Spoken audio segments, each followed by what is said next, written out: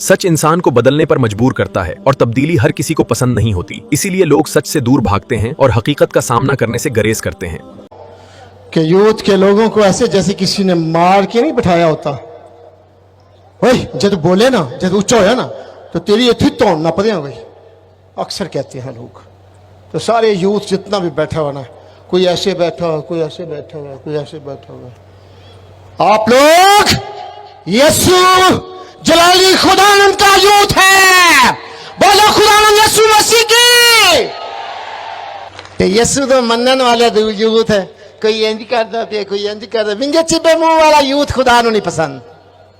आज अगर मेरी कौम की बच्चियों के साथ ज्यादती हो रही है तो उसका मुजरम मेरा नौजवान बेटा है, जिसने मेरी कौम की बेटी की तरफ नहीं देखा बल्कि अपने गुटके की तरफ देखा है। चैनल को like and share and subscribe कीजिएगा ताकि आपको मज़ीद नई अच्छी और बिब्लिकली कहानी आप तक पहुंचती रहें। God bless you.